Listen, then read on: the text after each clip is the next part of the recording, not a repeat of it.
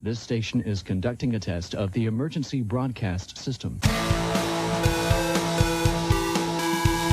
This is only a test. The Center for Disease Control in Washington, D.C. has issued a viral outbreak warning, stating local officials have reported cases of high fever, nausea, death, and even cannibalism. Look, before we start this episode of the James McMahon Music Podcast, I need to tell you something. I need your help. I need you, when you finish with the episode, to go to the platform you've listened to this podcast on and give me a rating, a review, and to subscribe too. It helps me cheat the algorithm and get more ears on the podcast. And know this, I'm very grateful for it. Also, I have a Substack where I write about music and film and telly and all sorts of stuff. I love it if you sign up for dispatches. There are different priced options, £5 a month, £50 a year, and for that, you get access to loads of exclusive writing and podcasts. It's the most helpful thing you can do to support the stuff I make. And again, I'd be so grateful. That's spook.substack.com. That's spook with 3 O's. Thank you. Thank you, thank you, thank you. Thank you. We thank Jesus. This concludes this test of the emergency broadcast system. Oh, shit. You're listening to the James McMahon Music Podcast, and I'm your host, James McMahon. And this is a Spook Media production.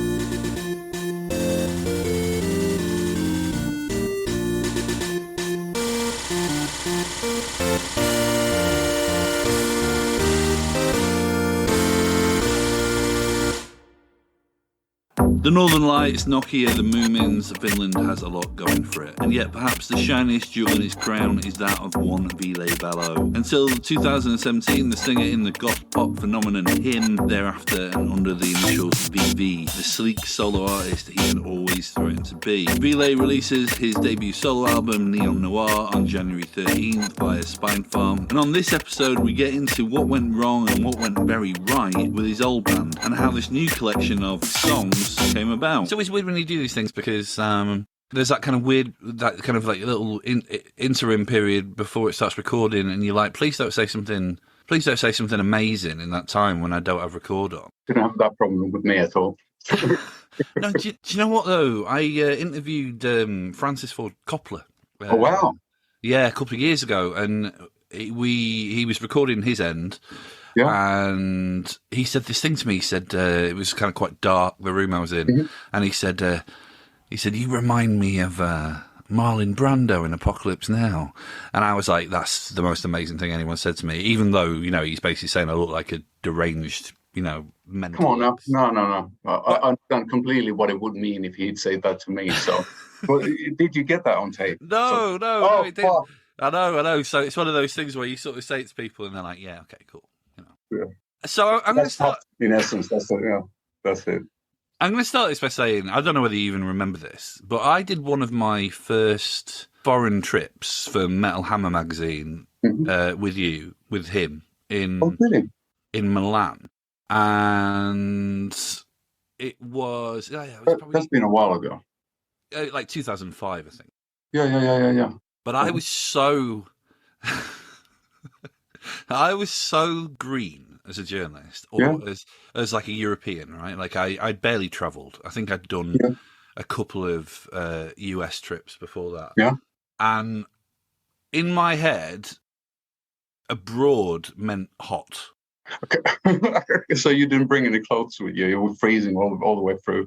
I mean, it was probably in January or something, and I was wearing a t-shirt, right? I didn't have because I'm from up north as well, and we don't prepare, for cold weather. And you were so. I remember the first night we went out and we had some beers and stuff, and it was quite a sort of spicy interview. Like I'd come as a fan, but it was a bit sort of, we were both a bit pissed, and it was a bit sort of like jibey. And I remember you kind of making a bit of a joke about me being bald, which went in the piece. And but you were so nice, because I was so cold and feeling so stupid that I didn't have any clothes, that you lent me your jumper, and I wore your jumper for like 3 days or however long I was there. I think I do actually remember all that. Yeah, right. So I interviewed you like wearing your clothes, which is a first and a last. Let's keep it that way. No, we're not going to have any problems using this format. So listen, I've probably spent like I got the record yesterday. Oh, so you've heard it? The entire survey. Nice. Yeah, it's really good, man. Like, thank you. Tell me when you wrote those songs. Oh, most of our stuff was during the pandemic. I started working on the album late 2019. I got the first 3 songs together, which were "Runaway from the Sun," "Saturnine Saturnalia," and "Salute the Sanguine." And I released them just on like the streaming platforms. I think it was right on the same very week that all the doors got shut down due to COVID. So it was quite a weird time, and the decision to do that EP and put that stuff out was sort of like, in all fairness, I thought that it's nice for the public to hear the stuff, decide whether they want to listen to it anymore, whether it makes a difference, tickles their fancy, and so forth, and also that the record labels could hear what I'm all about, because what I hate the most is business meetings where you don't have anything to show up. So you're just like bragging, like, yeah, it's going to be amazing, it's going to be a whatever, and that's an attitude us Finns don't like. So, Right, yeah. So I thought that's a good idea to put a few songs out. And then when the EP was out, I wasn't able to really put a band together, because nobody was allowed to meet anybody. So I ended up working like the EP for the rest of the album, which is to play all the instruments by myself and have it mixed by a fellow called Tim Palmer, who's worked with him quite a few times, and such a great variety of different artists as well. But everything happened kind of during the pandemic or right before. So those were not songs that I would have had in my back pocket when him disbanded. Right. So they're fairly current in that sense. Did you ever? I mean, him was such a. Him were a very iconic band. Do you mind if I ask you a few questions about the end of his? Go for it. Yeah. It's all. Yeah. I think that this is like a transitional point anyway. It's like a bridge between the future and him. And when we're going to be touring next year, there's going to be at least 50% of the set will be hymn songs, and it's going to be like now how I planned it. It sounds great when it's like zigzagging between the present and the past. Oh, man. So it does make sense, because the songs they're written by the same person, so they do have similar sort of melodic aesthetic, and so all that stuff. So it's not that far. It's of the same ilk. So because I guess what I found interesting is that, like when I met you that time, it really felt like you were. I mean, him were they were a big band. I mean, at that point in my career, I hadn't seen like a fan reaction like there had been at the show I attended in Milan. Like, it was sort of Beatlesy, right? Like people screaming and throwing themselves on people carriers and stuff. It was wild. But it felt like with that record that you were sort of poised for like even bigger things. And then not long after, like it was Gas, wasn't it, who was sick? Mm-hmm. And it felt a little bit like the band. It felt like you were kind of on hold, really. Well, it did kind of fizzle out in a way, and then I think I wasn't able to handle all that as well. All the sort of, because I before we met, there was these weird periods that when we started out as a sort of type O negative junior, I'd like to call it. We had a super big pop hit in Germany with the song "Join Me in Death," which was such a weird thing for a metal band all of a sudden to be on the pages of pop magazines and play the top of the pops and all that stuff. So we had this weird. We were always falling between the sort of the metal and the pop things, and nobody really knew what to make of it and make of us. And I think that was endearing, but it was also problematic, and it followed us throughout the years, because every time we made a bit more heavy album, then all the pop people were like, and the major labels were like, "What the hell are you doing? Are you idiots?"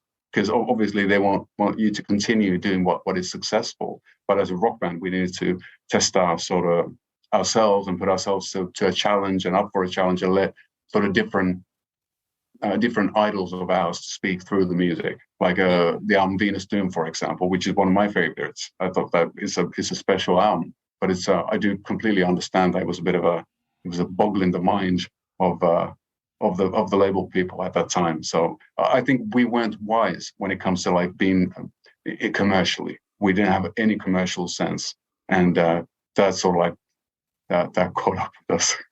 But, well, I mean, it's also that there was. I mean, you know, having worked at Kerrang, like, you know, you were, and sort of delving into the picture archives over the years, like, you know, I mean, the photographers were fond of taking your photo, right? Like, you know, you almost kind of had that like heartthrob status, right? Which again sort of jars a bit with sort of like the metal thing, but at the same time, it was definitely a big part of your popularity.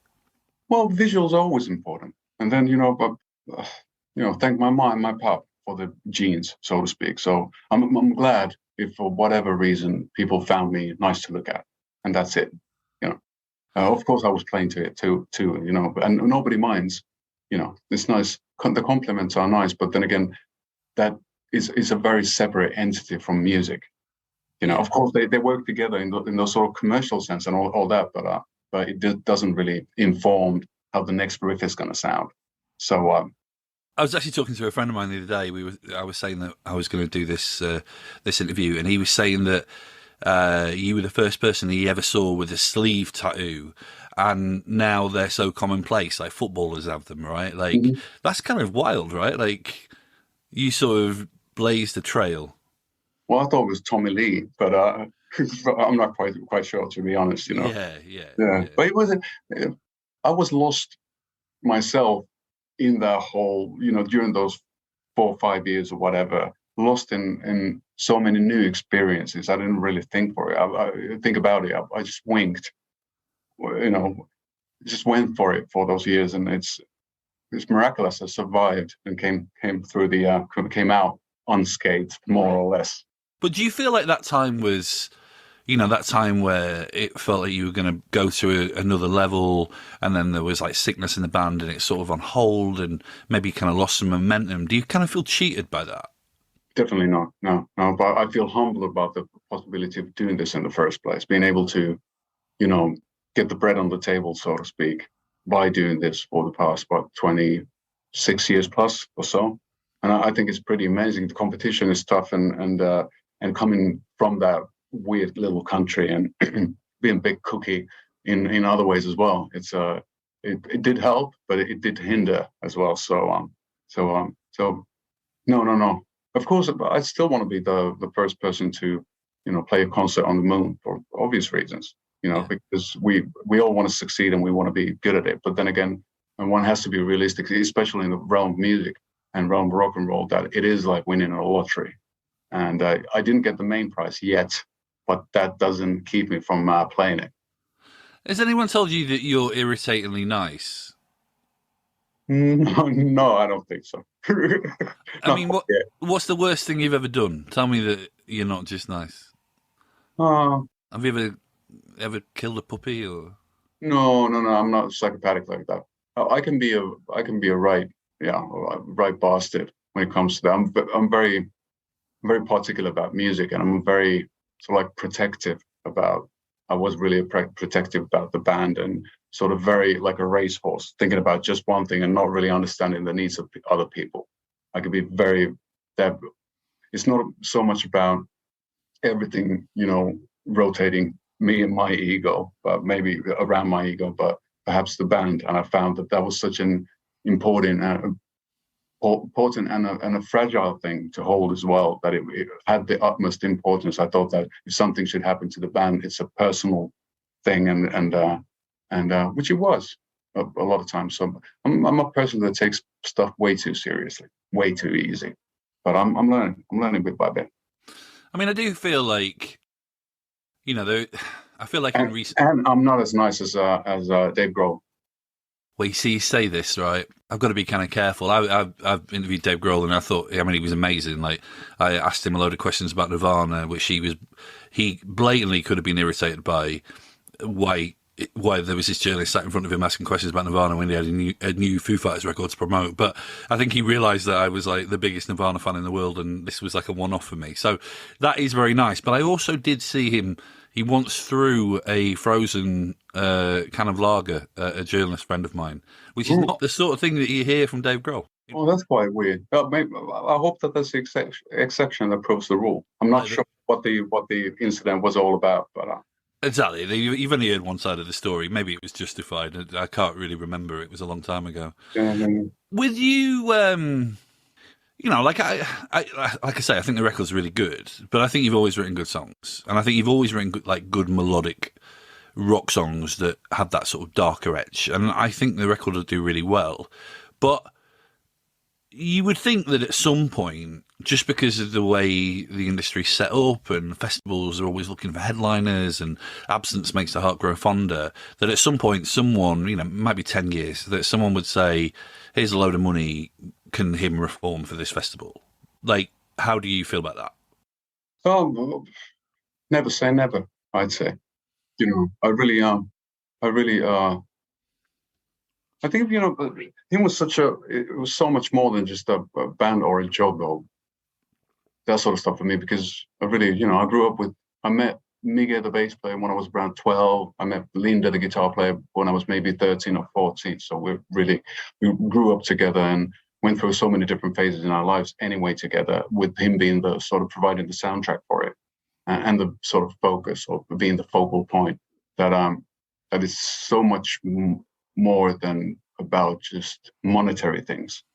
If there would be a good reason, good sort of idea or good cause, or if all of a sudden everybody would start to gravitate towards each other, because I think that would be the best thing. All of a sudden everybody in their own, lives just starting to, whether it would make sense after all this time, because you need to take breaks, and it was a bit of, wasn't necessarily fizzling out, but we had definitely lost the spark in regarding creating new music. It just we tried to work it out, but it didn't sound good. It started to feel like a day job, and when it starts to feel like that, then it's definitely time to end it in the world of rock and roll, I think, but or in our world of rock and roll. So I can't tell you whether we're going to feel like that in the future. I wouldn't mind, but it's also, I don't want to do it right now. It's not something I would think about constantly or ever, to be honest with you. When you were in him, I mean, did you ever have people suggesting that you might go solo, or did you ever have those aspirations during that time? Well, it was a weird existence, because I did write most of the songs, and a lot of people, when we started out, they thought it was a solo project, also because it was called Him.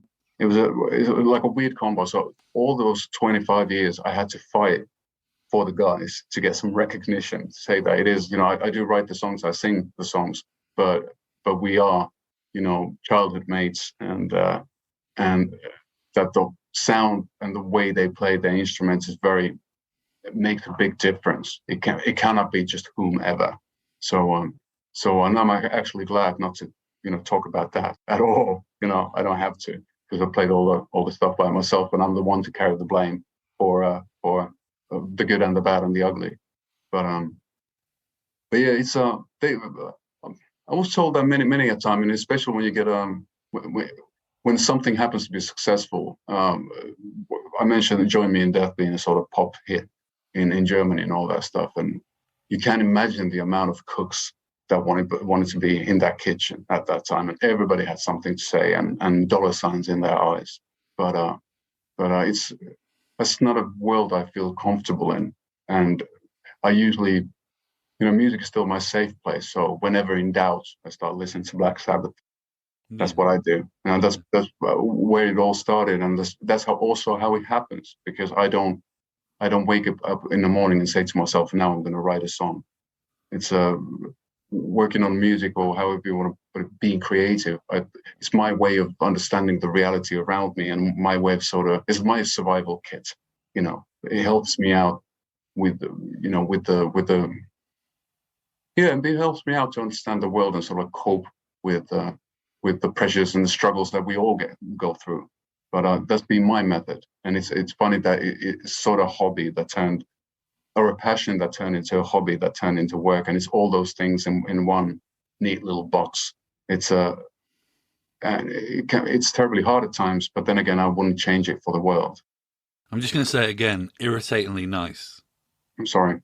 You were saying about these songs on the solo record came during the pandemic, and you're also talking about kind of, like almost music or songwriting or creativity being your survival kit. Like the pandemic sucked. How did you find it, and at what point during that experience or that time in history did you think, well, did the first song come to you? I think the whole process was more about baby steps because, first of all, after him, I didn't know how I'd feel. I thought that I'd feel like I lost a limb or something. I would physically feel that I lost a part of myself because the band was such an important part of my life. But the one thing that I felt most the day after him was disbanded was a great sense of relief. But also, since the slate was kind of clean, I had no idea regarding any of the music and that I might be coming up with. And at least I can't really force it to happen. So you have to experience a certain amount of stuff to get filtered in the subconscious somehow and then burst out via melodies and riffs. And I've never been able to force it. So I let it sort of marinate for a wee bit and then sort of like a bit like a scaredy cat, just taking the guitar in my arms for the first time after quite a while. And it started working, yes. It started working, but it's also a matter, there's so many things going on. Yes, the pandemic, but also the fact that each and every song always for me is not necessarily a swan song, but it's like I saw the existential problematics for myself of how would I put it? Music gives me a reason to be here. That's my excuse to breathe, so to speak. So each and every song is very important in that sense. And I'm always doubting myself. And I think that's healthy too. But I'm thinking that whether I have the song in me, whether I have a future, whether it makes any difference, what's sort of, I think stuff that everybody goes through, more or less. Then mix that up with pandemic and the uncertainty about future. I really went back to, not consciously, but went back to those sort of like teenage feelings of being an outsider and not belonging. So it felt that the world as it is not a place I feel comfortable. But I guess nobody did feel comfortable with what was going on and how the world is these days. But especially when everything was shut down, it's just, I honestly felt for the first time in a very long time that I didn't belong, like spiritually, emotionally, and physically. Like this sort of derealization or whatever you call it, depersonalization, being literally somewhere away from myself and from the world. And I guess through music, once again, I was able to comfort myself enough to sort of not necessarily believe in the future, but believe in today enough to sort of like make it work somehow. That's a weird way of describing all that stuff, but it is like that sort of survivalism. People are funny, like even though there's a great catastrophes, people still want to procreate and build families. Yeah. It's a weird thing of the human species, I guess. And I always struggle with that same sort of that existentialist sort of like, do I have the right to party sort of thing? And I feel that I do that through music, and I still do, and sort of more or less each and every day. So it's a combination of so many very different sorts of feelings and different reasons that it's hard for me to separate what's going on in the world, what's going on in my head, and what's going on with the guitar. The existential thing, is that a bit of a Scandinavian thing?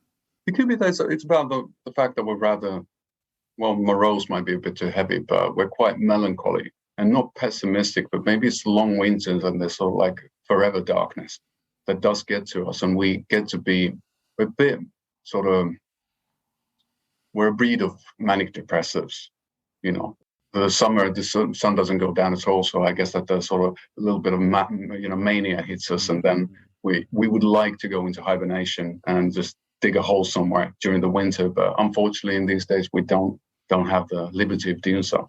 So like, it's tough for me to say because I'm stuck in that world. I can't see the forest for the trees.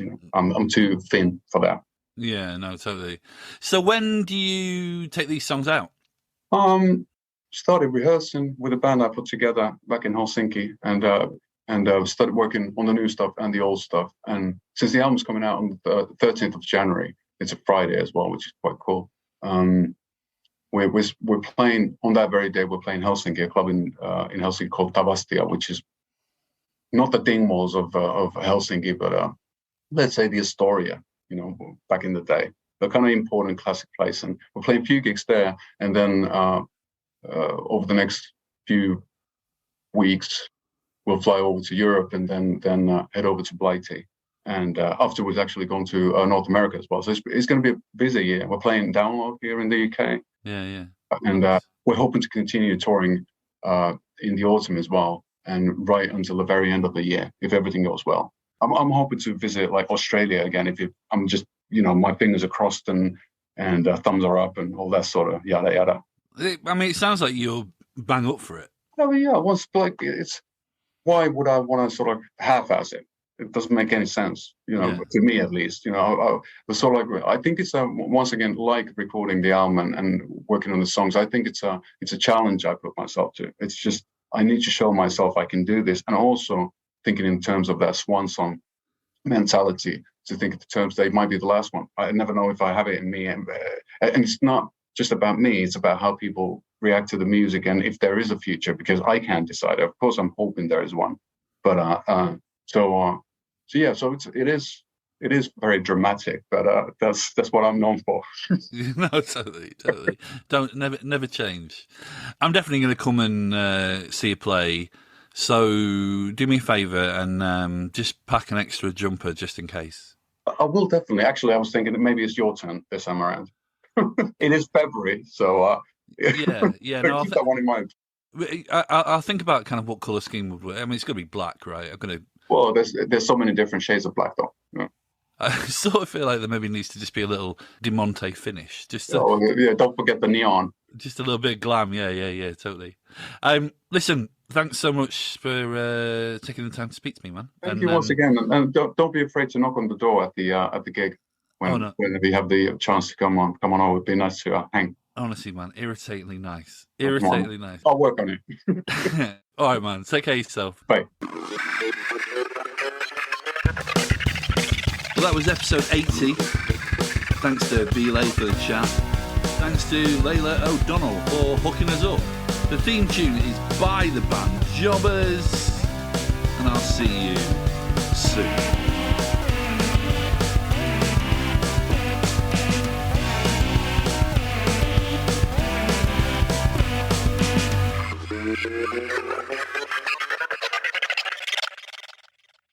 Fabulous.